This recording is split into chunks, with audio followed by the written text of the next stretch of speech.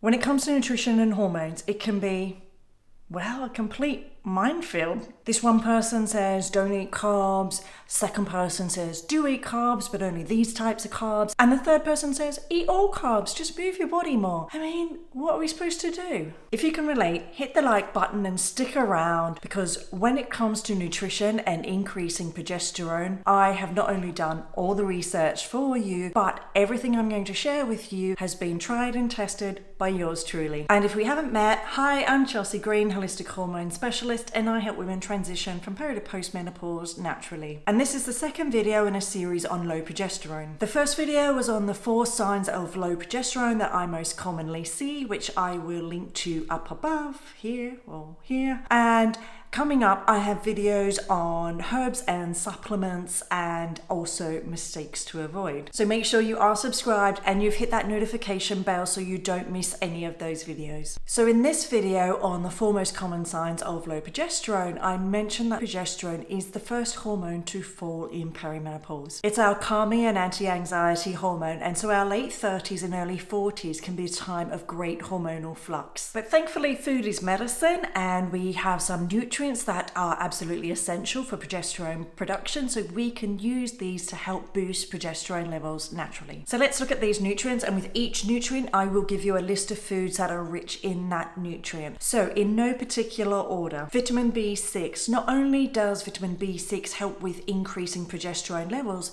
it also helps to balance out that estrogen dominant state that we naturally see as a result of having low progesterone levels. But more than that, in that last video where I mentioned things like changes to the mood in the build up to the period, sleep issues, hormonal headaches, anxiety, B6 can help with all of those as well. So I am a big fan of adding B6 rich foods to my daily diet, and they include beef, especially beef liver, sunflower seeds, sockeye salmon and tuna, eggs, dark leafy greens, poultry in the form of chicken and turkey, pinto beans, broccoli, cabbage and walnuts. Next up we have zinc, and zinc is an essential nutrient for progesterone production and for ovary health generally. And again, from that last video, zinc helps with irregular periods, painful periods and PMS, so a great nutrient for all-round hormonal health. You can get zinc from beef, shellfish, particularly oysters, pumpkin seeds, legumes like chickpeas and lentils,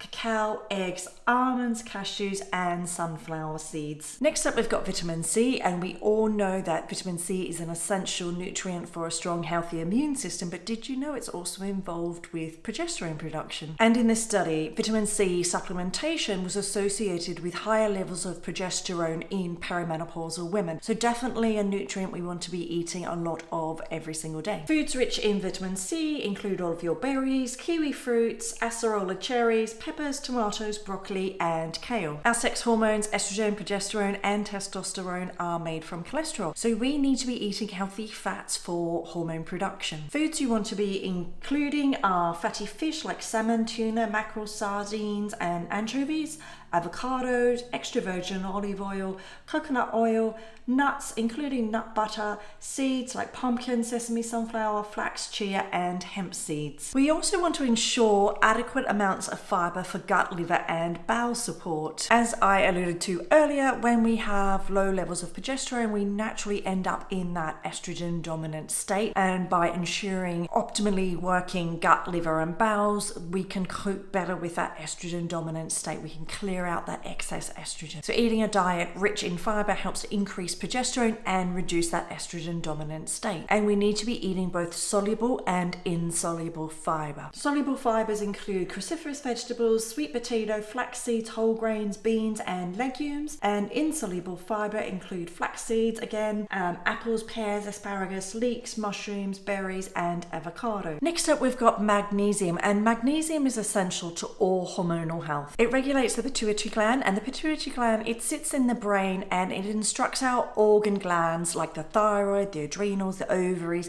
to make their hormones. So it's a really important gland, and it's known as the master gland. And in relation to progesterone, the pituitary gland produces thyroid stimulating hormone, follicle stimulating hormone and luteinizing hormone, all of which play a role in progesterone production. One of the things that will reduce your progesterone levels is stress, and when we are stressed, when we lead lead an overly busy life, we burn through magnesium. But just as all hormones are connected, so too are nutrients. In order to get magnesium into the cell to do its job, we need vitamin B6. So most people are aware of the need for magnesium, but I'm encouraging you not to skip over those B6 rich foods. B6 will help the magnesium to get in the cell and to do its job more efficiently. And the other thing when we're stressed is that the adrenal glands become exhausted, and when they're exhausted, they need a lot of vitamin C for repair. Magnesium rich foods include dark chocolate, avocado, legumes, spinach, sunflower seeds, black beans, mackerel, and almonds. Next up, we've got vitamin E. And vitamin E is a powerful antioxidant, and it's said to help reduce stress and inflammation, and in this way it's thought to act like progesterone. And in addition to that, vitamin E helps to clear excess estrogen, so reducing that dominant state, and it supports the health of the corpus luteum, which dictates progesterone production. Your foods rich in vitamin E include sunflower seeds, almonds, leafy greens, red peppers, salmon, trout, avocado, and wheat germ. So you're probably sitting there wondering about supplements, and I will cover this in the next video in this series, so make sure you are subscribed. But as to the nutrients I mentioned today, I am always a fan of first and foremost using food to get nutrients into the body. However, magnesium, yes, I am a fan of supplementation, and I usually recommend a magnesium glycinate. The rest of the nutrients I wouldn't necessarily recommend without first hearing our client's case history, their symptoms, how they're presenting for them, and without running an HTMA or a hair tissue mineral analysis. This is one of the 2 tests that I run in my Haywire Hormone Fix program, and it tells me the